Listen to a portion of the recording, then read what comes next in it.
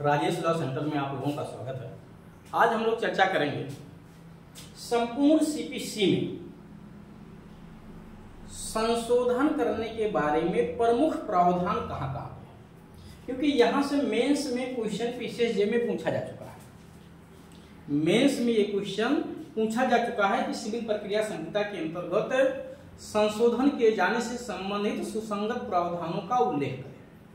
अब ये सुसंगत प्रावधान प्रमुख तौर से कहां कहां पे, ठीक है, तो जो प्रमुख और रेलिवेंट हैं आपकी परीक्षा की दृष्टि से, उन सभी का मैंने चार्ट बनाया है यहाँ पे और एक साथ आपको समझाऊंगा और इनमें अंतर क्या है ये भी समझाऊंगा। आइए सबसे पहले देखते हैं सिविल प्रक्रिया संहिता के अंतर्गत न्यायालय की संशोधन करने की शर्त। सब में संशोधन शब्द आपको मिलेंगे, सब में संशोधन मिलेगा, ठीक है, बट डिफरेंस क्या है इसमें, एक जगह क्यों नहीं लिखा?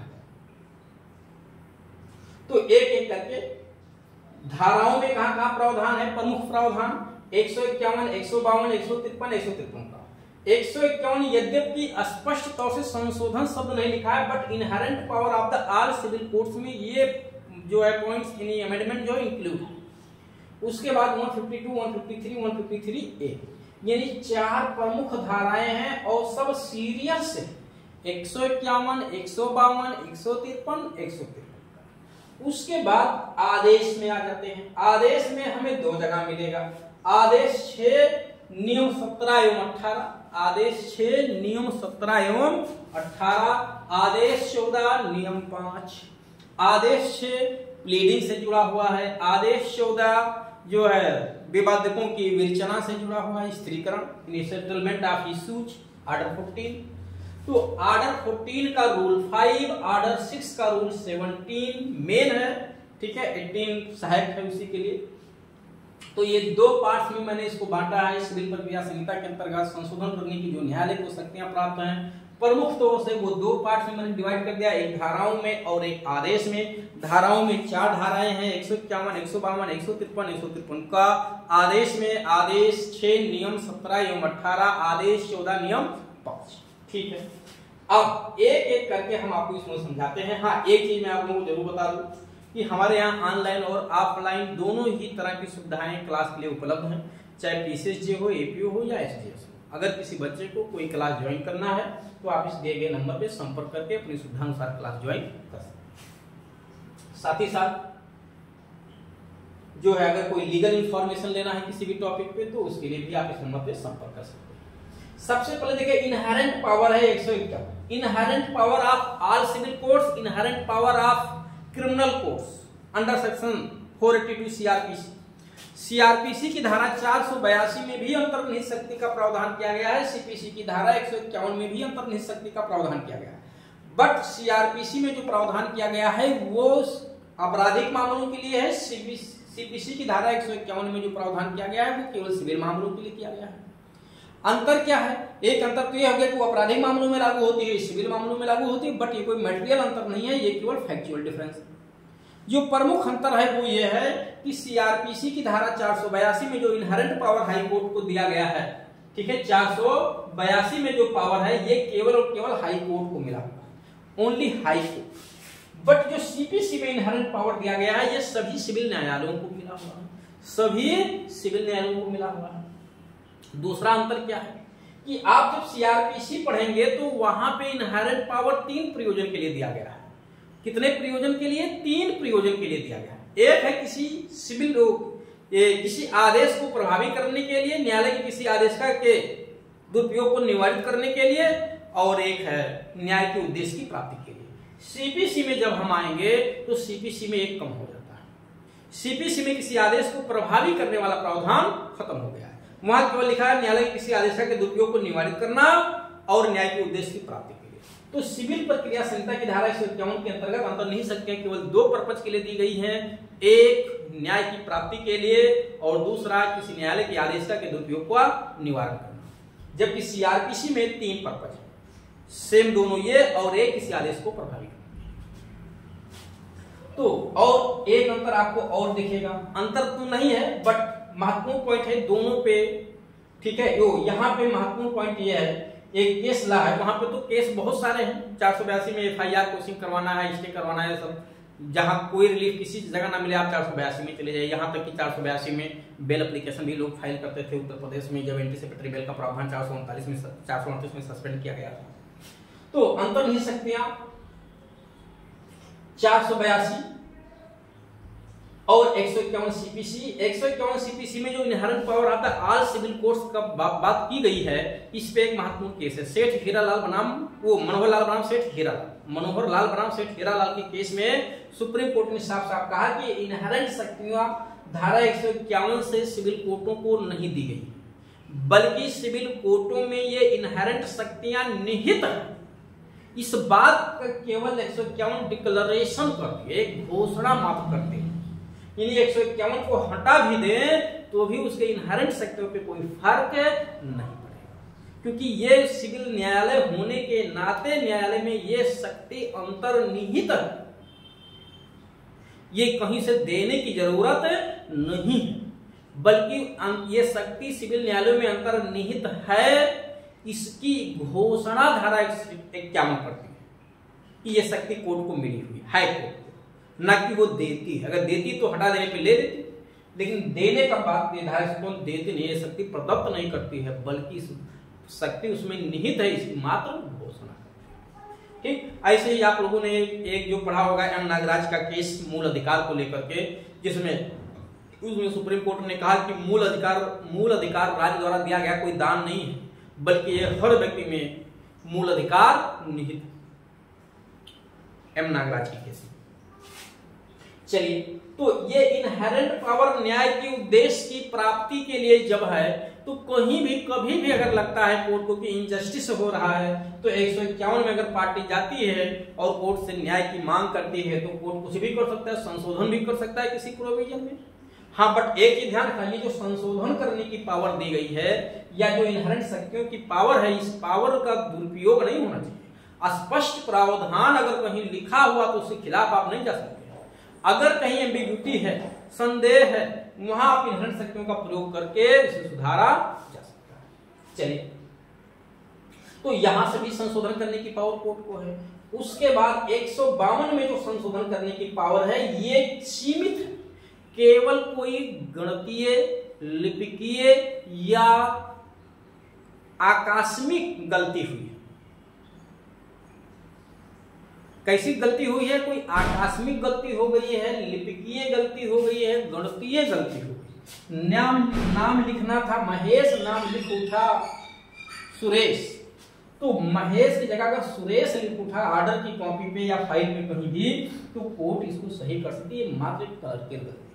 ठीक, कहीं कोई प्रोविजन जोड़ना था, जोड़ में 2 2 4 लिखना था, गलती से 5 लिख उठा, तो ये मैथमेटिकल मिस्टेक है, इसको भी कोर्ट सही कर सकती है। या कोई आकस्मिक गलती हो गई है, तो उसको भी एक्सीडेंटल मिस्टेक, ठीक है, कोई लिपिकीय, मैथमेटिकल या एक्सीडेंटल मिस्टेक है, तो इसको सेम कोर्ट सही कर सकती है, स्वप्रेरणा से, यानी स्वयं से भी कर सकती है, या पार्टी के आवेदन पे भी कर सकती है।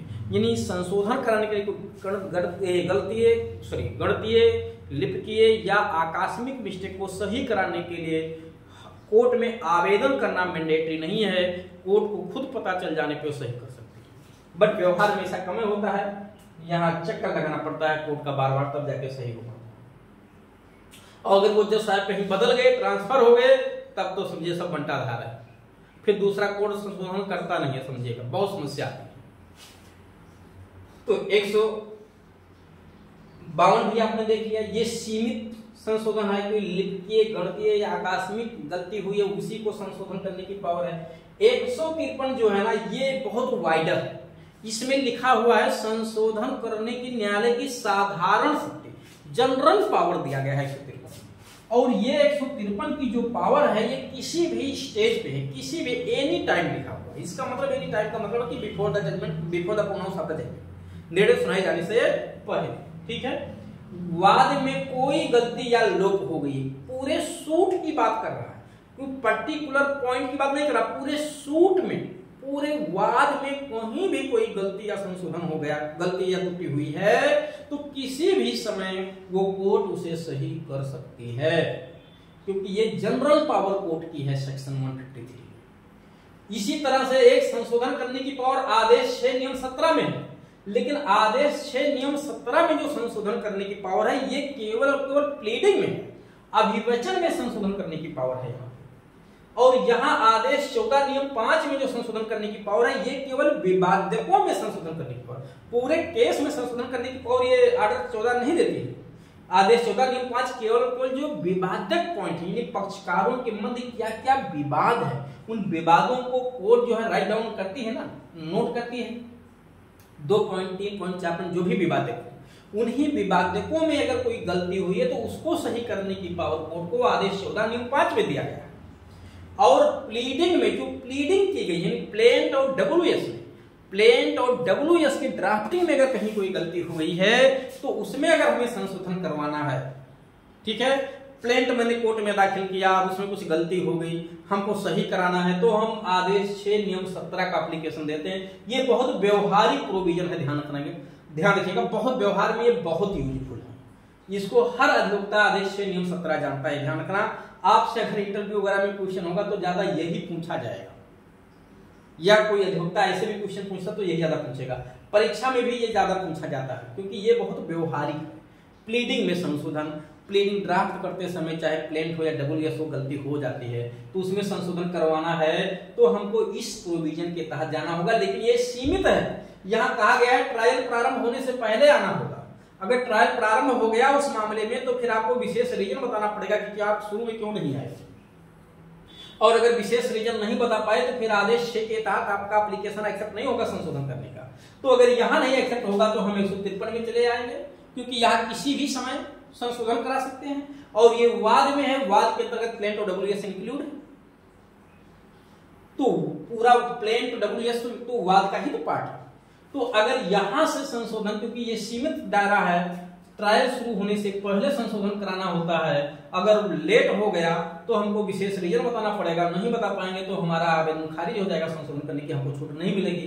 तो अगर यहाँ से खारिज हो गया तो हम 153 का एप्लीकेशन दे करके संशोधन करने की मांग कर सकते हैं, कोई लोप या गलती हो गई है, क्योंकि यहाँ पे जो छूट है वो किसी भी समय है, और जो है वाद में संशोधन है, और प्लीडिंग जो है वाद का ही पार्ट है। और जब कभी जो है विवादकों में कोई गलती हुई है तो उसको संशोधन कराना जो है आदेश 14 नियम 5 में ही है। इसके बाद एक सेक्शन ये 153 ये में जो संशोधन होता है, ये क्या संशोधन, जरा ध्यान से समझिएगा। ये कहता है कि जैसे कोर्ट ने कोई गलती या लोप की, कोर्ट ने कोई जजमेंट, मान लेते हैं ये कोर्ट है, ट्रायल कोर्ट है, इसने कोई जजमेंट पास किया। क्या जजमेंट पास किया? इस कोर्ट ने जो है का के पक्ष में खा के खिलाफ 10,000 रुपए की डिग्री पास कर दी। कितने की पास कर दी? 10,000 की डिग्री पास कर दी, ठीक है, 10,000 की डिग्री पास कर दी। और गलती से यहां लिख उठा 10,000 की जगह 1 जीरो और बढ़ गया, 1 लाख बढ़ गया। तो ये गणितीय त्रुटि है कि नहीं है? मैथमेटिकल त्रुटि है, या लिपिकीय त्रुटि भी हो सकता है, जोड़ने में नहीं है बल्कि लिखने में 0 1 और बढ़ गया तो लिपिकीय त्रुटि है।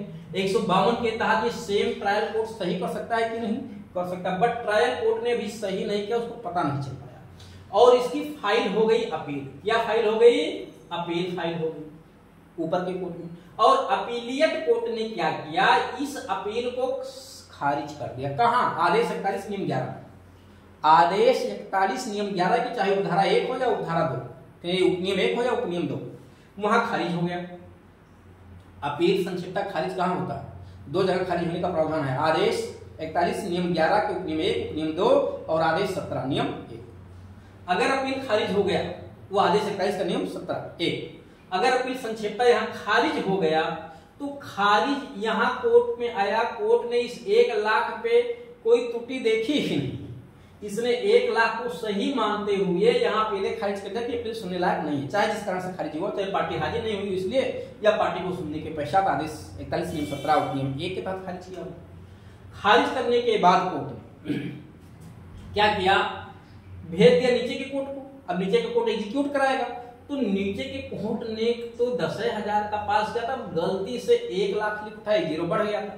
तो ये निचली कोर्ट अपील के संक्षेपता खारिज किए जाने के बाद उन संशोधनों को कर सकती है जो धारा 152 के तहत संशोधन करने के लिए इम्पावर्ड, यानी कोई गलती या लोप को जो संशोधन की है इसने उसको सही कर सकती है और एक गिरोह हटा देगी, 10,000 रुपए की डिग्री का एग्जीक्यूशन करवा देगी। यानी इसमें यही लिखा हुआ है कि जहां कोई अपील संक्षेपतः खारिज हो जाती है वहां खारिजी के बाद भी उस मूल न्यायालय द्वारा यानी आरंभिक अधिकार वाले न्यायालय द्वारा उसमें संशोधन किया जा सकता है, जो कि धारा 152 के तहत संशोधन करने की शक्ति रखता है। उसने अपील की सुनवाई करने से पहले भले ही संशोधन नहीं किया था, उसको पता नहीं चल पाया, अपील के बाद भी अपील की सुनवाई होने के बाद भी संशोधन कर सकता है। ध्यान रखिएगा, अपील संक्षेपता खारिज होने के बाद अपीलीय कोर्ट अगर ना खारिज करता सुनवाई में भी इसको 1-0 घटा सकता था, क्योंकि ये 10,000 था, लेकिन उसने अपीलें खारिज कर दिया। उसको लगा कि इस मामले की अपील सुनने लायक ही नहीं है, तो अपीलें खारिज कर दी।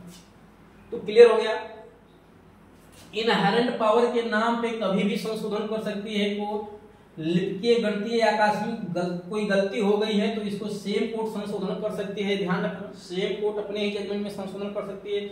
यद्यपि आदेश 20 नियम 3 आप पढ़ेंगे तो वहां साफ साफ मना किया गया है कि कोई भी सिविल न्यायालय एक बार अगर निर्णय पे उसने साइन कर दिया, एक बार निर्णय पे साइन कर दिया तो रिव्यू या धारा 152 के सिवाय उसमें संशोधन नहीं कर सकते। रिव्यू में अगर पार्टी जाएगी तो संशोधन किया जाएगा, या जो है 152 में कोई लिखिए या गणितीय या आकस्मिक भूल हुई तो संशोधन कर सकते हैं। तो रिव्यू में भी संशोधन किया जा सकता है, ध्यान रखिएगा। बट रिव्यू वगैरह में ऐसा स्पष्ट प्रावधान नहीं किया, वहां भी जाता है, लेकिन ये वह धाराएं जहां स्पष्ट तौर से लिखा हुआ है संशोधन करने की बात। संशोधन तो हम अपील में भी करा सकते हैं, रिव्यू में भी करा सकते हैं, रिवीजन में भी करा सकते हैं, बट वो स्पष्ट प्रावधान नहीं। ये ऐसी धाराएं जहां स्पष्ट प्रावधान है रिवीजन का या आदेश। तो मैंने आपको समझा दिया, अगर पार्टी आदेश 6 नियम 17 में जाती है तो केवल प्लेंट में संशोधन होता है। ध्यान रखिएगा, प्लेंट में वो अभिवचन में और अभिवचन में वाद पत्र WS दोनों आता है, लेकिन ये संशोधन आदेश 17 के पूर्वाजों में साफ साफ लिखा गया है। वो आदेश 6 नियम 17 के पूर्वाजों में साफ साफ लिखा गया है कि विचारण प्रारंभ होने से पहले पार्टी को आना चाहिए। अगर विचारण समाप्त हो गया तो फिर उसको रीजन बताना पड़ेगा, अन्यथा संशोधन करने की छूट नहीं दी जाएगी। और संशोधन अगर एक बार करने की छूट दी गई तो अगर कोई समय कोर्ट ने नहीं बताया है तो 14 दिन मान्य होता है। 14 दिन होता है संशोधन करने का टाइम पीरियड, ध्यान रखिएगा। और 14 दिन के भीतर संशोधन नहीं कर पाए तो फिर कोर्ट जब तक बढ़ाएगी नहीं फिर आप संशोधन नहीं कर सकते। ये आदेश 18 में लाके कहती है। यहाँ पे केवल विवादकों में संशोधन करने की छूट देती है आदेश 14(5). और ये अपीलीय न्यायालय ने अगर संक्षेपता अपील को खारिज कर दिया है तो वो कोर्ट धारा 152 के तहत जो संशोधन करने की पावर रखती थी उसको संशोधन कर सकती है। और 153 तो इनहेरेंट पावर है, मतलब बहुत बड़ी पावर है, तो साधारण पावर ही लिखा हुआ नाम है इसका है कि किसी भी वाद में संशोधन करने के न्यायालय की साधारण शक्ति ये किसी भी समय संशोधन करने की पावर देती है, ध्यान रखिएगा। और 152 तो लिखिए गणितीय या आकस्मिक भूल में संशोधन करने की पावर है। 151 इनहेरेंट पावर की शक्तियों का प्रयोग करते हुए न्यायालय कभी भी संशोधन कर सकते हैं। उम्मीद है ये चीज आप लोगों को समझ में जरूर आई होंगी। ठीक है, बैरक से देखिएगा, बुक से भी पढ़ लीजिएगा। नहीं कोई बात समझ में आएगी तो एक बार जरूर कमेंट कर दीजिएगा, मैं आप लोग को और क्लियर कर दूंगा।